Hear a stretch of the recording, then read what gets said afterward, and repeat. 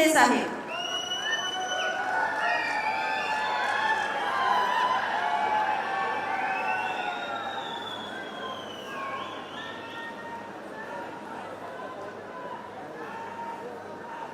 पुण्यश्लोक अहिल्यादेवी होळकर यांच्या 301व्या जयंती उत्सवाला उपस्थित या भव्य दिव्य कार्यक्रमाचे आयोजक प्राध्यापक आणि विधान परिषदेचे सभापती रामभाऊ शिंदेजी,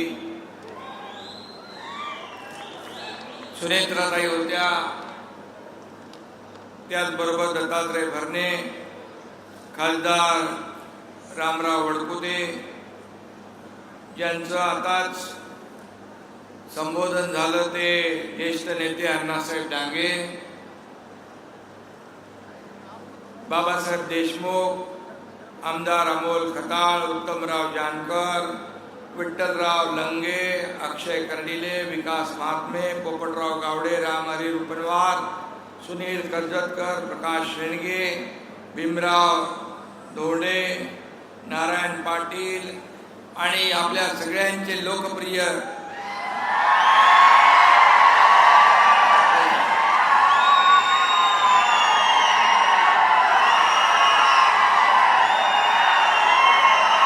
आमदार गोपीचंद पडळकर,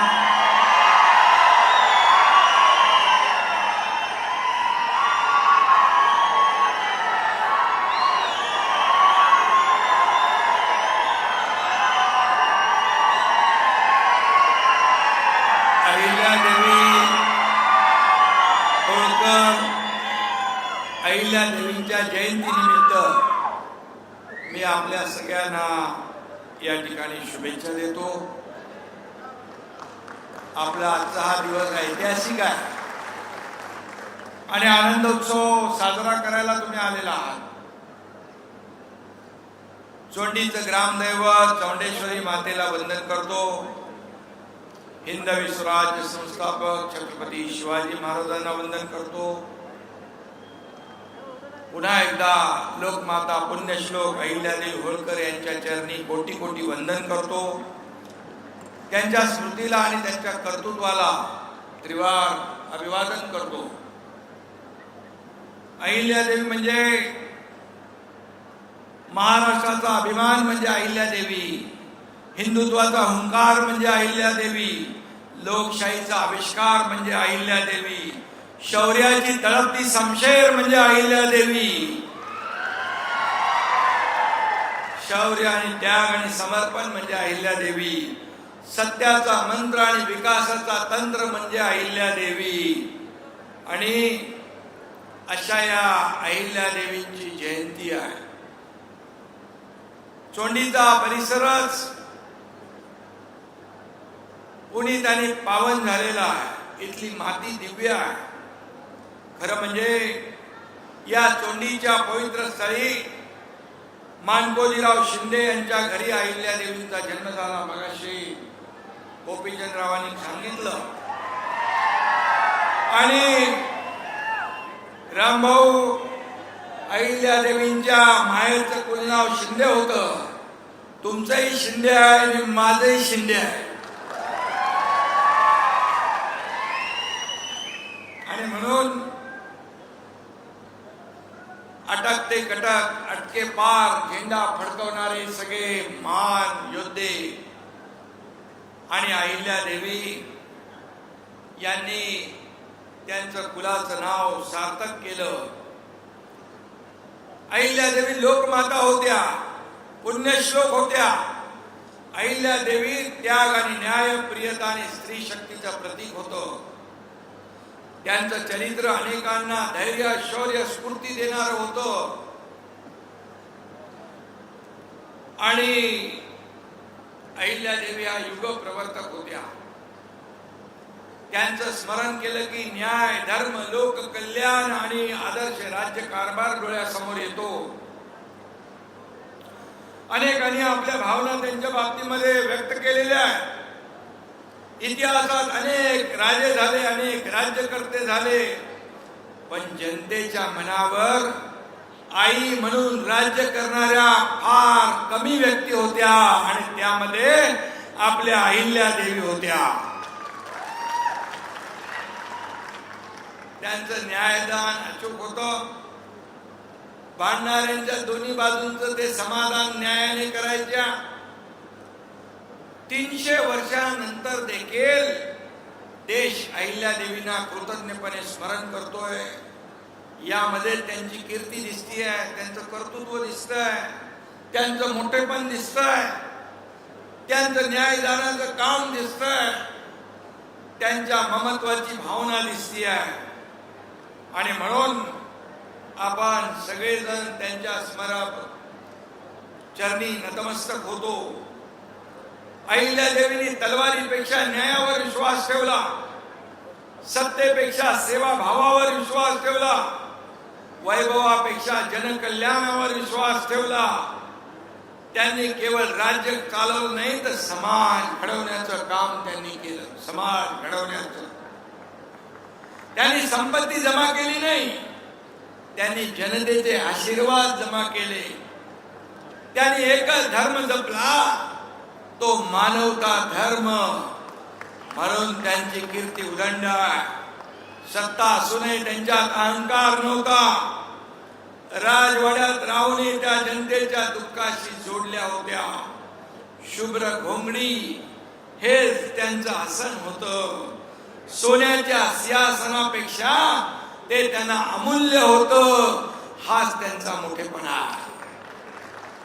आणि म्हणून आजही त्यांना 300 वर्षानंतर देखील आपण पुण्यश्लोक म्हणतो. पुण्यश्लोक अहिल्यादेवींनी कौटुंबिक आघात खूप सहन केले. अहिल्यादेवींचे पती खंडेरावांचा अकाली मृत्यू झाला.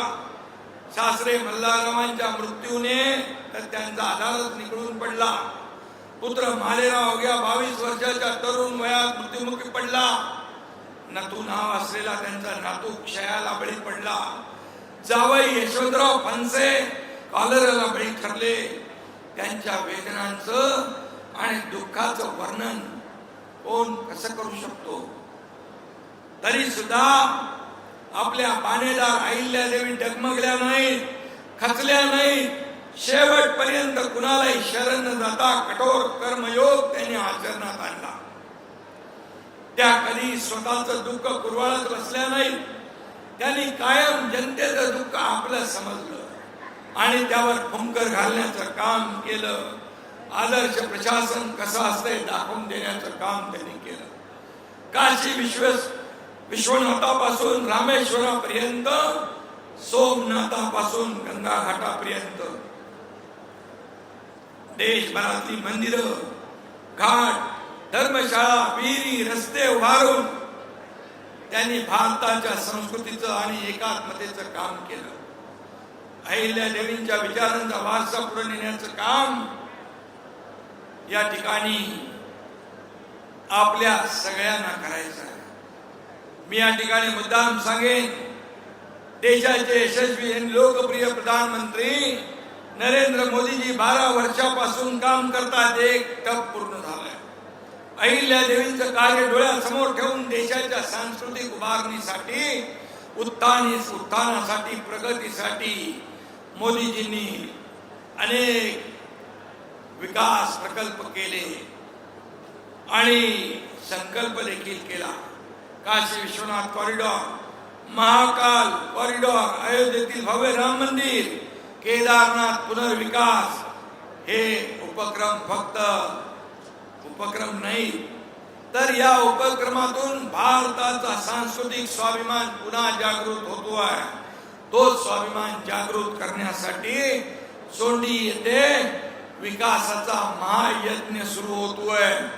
किती 1200 कोटी रुपये आपण मंजूर केले. 1200 कोटी रुपये आपण मंजूर केले. आणि आचारसंहिता असल्यामुळे त्याच्यावर मी काही बोलत नाही, परंतु या विकास आराखड्याला महायुतीचं सरकार पैसे कमी पडू देणार नाही. शेवटी अहिल्यादेवींचा आदर्श डोळ्यासमोर ठेवून आपण कारभार करतोय. मला आठवत आहे पुण्यश्लोक अहिल्यादेवींची 298वी जयंती होती. यावेळी बोलताना अहमदनगर जिल्ह्याला अहिल्यादेवी होळकर यांचं नाव द्यावं अशी मागणी झाली. रामभाऊ असतील, गोपीचंद असतील आणि मी मुख्यमंत्री होतो. देवेंद्रजी पण व्यासपीठावर होते, अजितदादा पण होते. आणि आम्ही आपलं सरकार आहे जनतेचं सरकार आहे, सर्वसामान्य जनतेचं सरकार, शेतकऱ्यांचं, कष्टकऱ्यांचं, लाडक्या बहिणींचं, लाडक्या भावांचं सरकार आहे. आणि मागणी केल्यानंतर याच व्यासपीठावरून अहमदनगरचं अहिल्यादेवी नामकरण आम्ही करून टाकलं. करतो, बघतो, पाहतो नाही. No reason on the spot decision, असं आमचं काम आहे. आणि म्हणून सर्वसामान्य जनतेतली आपण माणसं आहोत. आणि म्हणून छत्रपती संभाजी महाराजांच्या नावाचं नगर झालं, धाराशिव झालं, अहिल्यानगर नाव. मी मुख्यमंत्री असताना आम्ही देवेंद्रजी, आम्ही अजितदादा, आम्ही टीमने निर्णय घेतला. पण मला स्वतःला भाग्यवान समजतो मी. त्या काळात संभाजीनगर, धाराशिव आणि अहिल्यानगर ही नावं देण्याचं भाग्य आम्हाला मिळालं. हे सगळ्यात मोठा अनेक प्रकल्प आम्ही केले. पण हे सगळ्यात महत्वाचे निर्णय आम्ही घेतले. तिथे राज्य मंत्रिमंडळाची बैठक पण घेतली आपण. चोंडीमध्ये कॅबिनेट बैठक देखील झाली. शेतकरी कर्जमाफी आपण करणार म्हणून निवडणुकीच्या काळात आपण आश्वासन दिलं. आणि मागच्या बजेटमध्ये पुण्यश्लोक अहिल्यादेवी होळकर कर्जमाफी योजना मुख्यमंत्र्यांनी जाहीर करून टाकली. आम्ही जे बोलतो ते करतो. आणि म्हणून या त्रिशताब्दी जयंती वर्ष आपण साजरा करतोय, 301वी जयंती. आणि आपले रामभाऊ शिंदे विधानसभेच्या सर्वोच्च पदी देखील विराजमान झाले. हा देखील इतिहास आहे, मोठी गोष्ट आहे. आणि तुमच्या हृदयात तर गोपीचंद आहेत.